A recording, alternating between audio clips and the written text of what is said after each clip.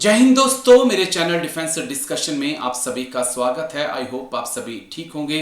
दोस्तों, शाम के 7 बज चुके हैं और डिफेंस से जुड़ी तमाम बड़ी खबरें लेकर मैं आपके सामने हाजिर हूं। खबरों की शुरुआत असम राइफल की खबर के साथ मैं करूंगा। असम राइफल को बदनाम करने की सोशल मीडिया पर एक भरपूर कोशिश चल रही है और इस कोशिश को नाकाम करना आपके लिए और हमारे लिए जरूरी है। पहले एक वीडियो जो है वो फैलाया जा रहा था कि देखिए असम राइफल के जवान ने घुटनों के बल बैठकर जो है माफी मांगी और एक कबूल किया कि वो ही लोगों का कत्लेआम मणिपुर में नॉर्थ ईस्ट में कर रहा था। लेकिन वो वीडियो फेक निकला और हमने भी इस पे बताया आपको कि एक फेक वीडियो है जिसे असम राइफल का बताकर वायरल किया जा रहा है। लेकिन अब एक पिक्चर जो है AI जनरेटेड उसको वायरल किया जा रहा है और ये दावा किया जा रहा है कि मणिपुर के उग्रवादियों के आगे, जिसमें चाहे आप कुकी नेशनल फ्रंट की बात कर लीजिए या PLA की बात कर लीजिए, उनके आगे असम राइफल के 13 सोल्जर ने जो है वो सरेंडर कर दिया है। और इस तस्वीर को वायरल किया जा रहा है और कहा जा रहा है कि शेम ऑन इंडियन आर्मी और असम राइफल कि आप लोग जो हैं कुकी जैसे आतंकी संगठनों के आगे सरेंडर कर रहे हैं। लेकिन ये AI जनरेटेड पिक्चर है। ऐसी कोई खबर नहीं है कि कहीं पर भी इंडियन आर्मी या असम राइफल के जवानों ने कोई सरेंडर किया है। सरेंडर करना हमारा काम नहीं है, सरेंडर करना पाकिस्तान की आर्मी का काम है। चाहे फिर वो 1971 वॉर की बात हो या फिर क्रिकेट मैच की बात हो या फिर बलूचों के आगे और तालिबानियों के आगे अगर सरेंडर किसी ने किया है तो वो पाकिस्तान की आर्मी है जो अपनी पेंटें खोलकर भाग जाती है। चलिए दोस्तों, आगे बढ़ते हैं। ये खबर भी मणिपुर से है और असम राइफल से ही जुड़ी हुई है। दरअसल असम राइफल को खुफिया सूचना मिली थी जिसके आधार पर जो है mobile vehicle check post Assam rifle ने लगाई और थोड़ी देर बाद जो है वहां पर एक ट्रक आता हुआ दिखाई पड़ा जिसे असम राइफल के जवानों ने रोका।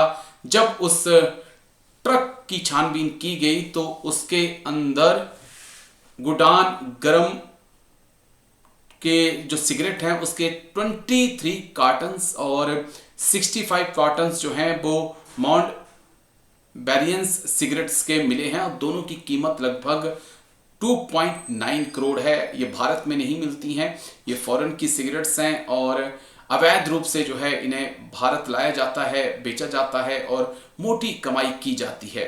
तो बड़ी सफलता असम राइफल के हाथ लगी है मणिपुर में कांगपोक्वी में, जहां पर गाड़ी में भरकर लगभग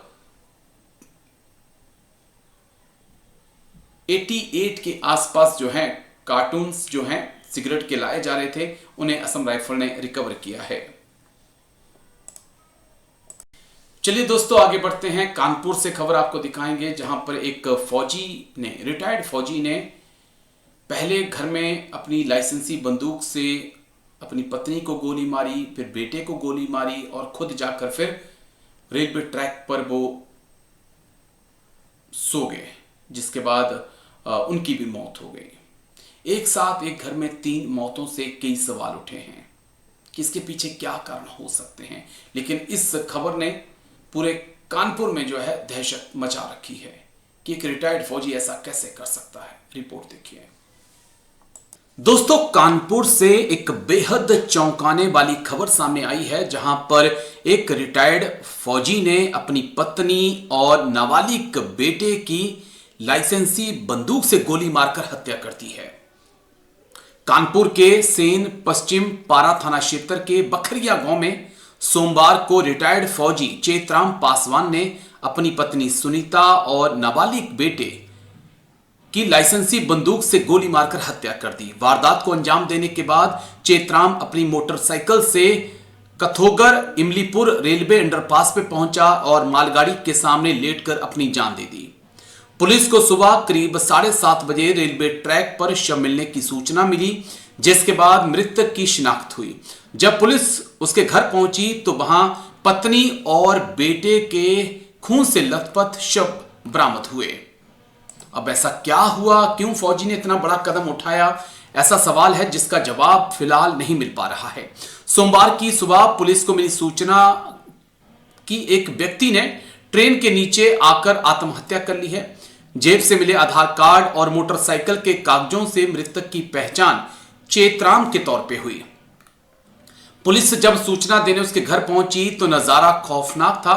घर का दरवाजा बाहर से खुला हुआ था और कमरे के अंदर सुनीता, जिनकी उम्र, उनकी पत्नी उम्र लगभग 40 साल, और बेटा दीप की लाशें पड़ी हुई थी। पास ही एक डबल बैरल बंदूक भी मिली जिससे हत्या को अंजाम दिया गया था। रिटायर्ड फौजी ने इतना आत्मघाती कदम क्यों उठाया, इसके कारण अभी सामने नहीं आ पाए हैं। शुरुआती जांच में इसे पारिवारिक कलह से जोड़कर देखा जा रहा है। चेतराम ने अपनों को मौत के घाट उतारा, फिर खुद भी दुनिया को छोड़ दिया, लेकिन ऐसा क्यों हुआ? पुलिस ने तीनों शव को कब्जे में लेकर पोस्टमार्टम के लिए भेज दिया, लेकिन एक फौजी ने ऐसा क्यों किया, क्या इसके पीछे की वजह होगी, अभी साफ नहीं है। फिलहाल ये बहुत, यानी कि एक घर में 3 शव मिलने के बाद जो है ना, पूरे इलाके में दहशत का माहौल बना हुआ है। और बड़ा सवाल यही है कि रिटायर्ड फौजी ने ऐसा क्यों किया? घर में ऐसा क्या हो रहा था कि उसने अपनी पत्नी और बेटे की जान लेकर खुद भी अपनी जान दे दी? फिलहाल पुलिस अलग अलग एंगल से पूरे मामले की जांच कर रही है और जल्द ही जो वजह है वो सामने आएगी कि इतना बड़ा कदम क्यों उठाया।